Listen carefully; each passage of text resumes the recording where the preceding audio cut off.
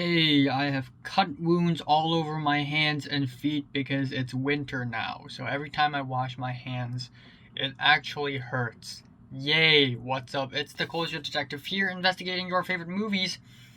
Ouch. Fuck. And today I'm going to do a movie review on Nomadland, a movie that I watched yesterday.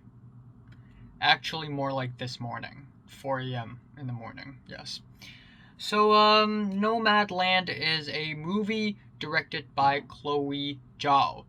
And this is a movie about people who live in vans, particularly Frances McDormand's character, Fern, who lives in a van after the Great Recession because she couldn't get money, she was financially struggling, and she didn't really have a home to live in, so she just decided to go from job to job and just ride around in a van. And also, apparently, Chloe Zhao is gonna direct The Elementals, which is like an upcoming Marvel movie. So I guess I have that to look forward to. But I digress. Back to this movie. Um, yeah, that is basically the movie, and we have 2 hours of this concept. First of all, let's talk about the pros. I think Frances McDormand's performance is, as usual, as expected, really fantastic, really believable, and great.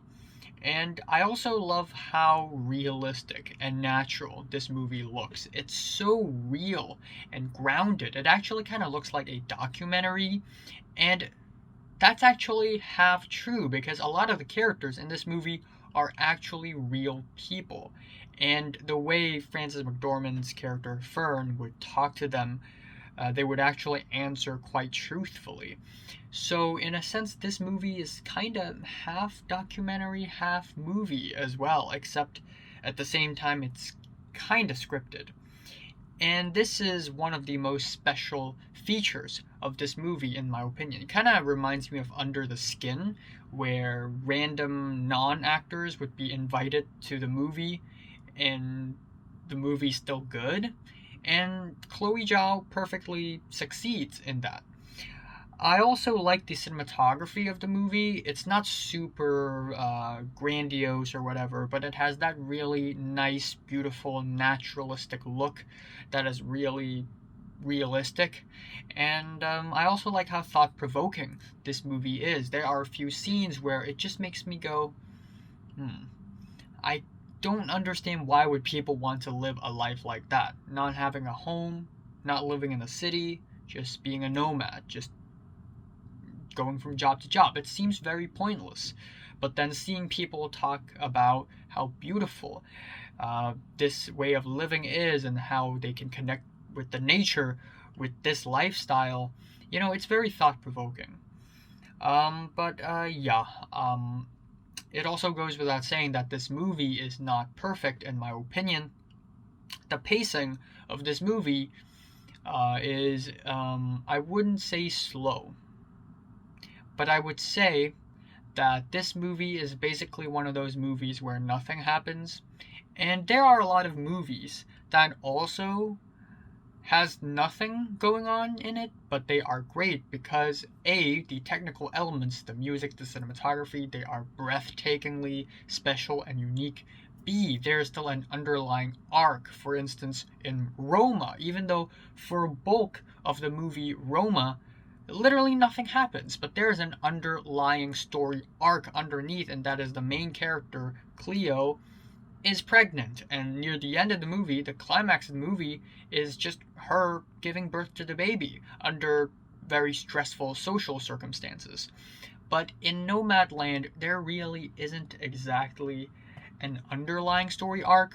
It just starts off the way it ends off, and it's just one really stagnant movie that doesn't really progress all that much.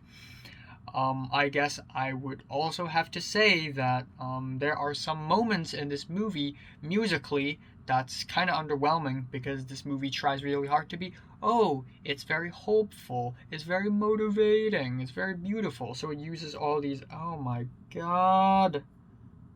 I gotta add some hand cream on my hand, man. It's breaking apart. I'm literally glass right now.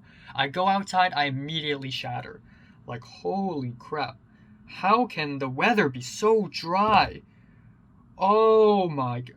Anyways, there are many moments in this movie. Shit. So bad. There are many moments in this movie where the music is just not really appropriately used. And it just feels kind of cheesy and insipid. There's one particular scene where there are both diegetic sounds, someone's playing the guitar, and then on top of that, we have the soundtrack. These really one note pianos, and they just conflict one another. It's just such a strange like musical choice, and it's kind of confusing as well. And aside from that, let's get back to the pacing issue of the movie.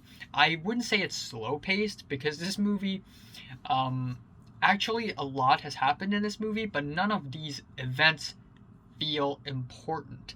Thus, it feels stagnant and as though nothing had happened because the way the scenes are arranged and edited and the way the shots are arranged, it's like nothing is significant. Like Fern's character would be brewing coffee for someone, and you may think the scene is gonna go somewhere, but then in the next scene, she's playing the flute and then taking a dump. It and then another scene. The next scene is completely unrelated. So yes, a lot has happened, but none of these events feel like they matter at all. None of these events feel like they have any emotional impacts. So I guess it just feels kind of one-dimensional. But still, overall, I think this is a beautiful movie. It's thought-provoking. I like the naturalistic, realistic vibe of the movie. I love the documentary style of the movie as well. Yes, there are some pacing issues, but I think I'm just glad it's not like 2.5 hours long. So yeah, I'm feeling a strong 6 to a light 7 out of 10 on Nomadland. Also, in case you haven't noticed, I am using a new camera, new phone, so new camera. So I may look really strange in this new position. But yeah, that's it. Yay.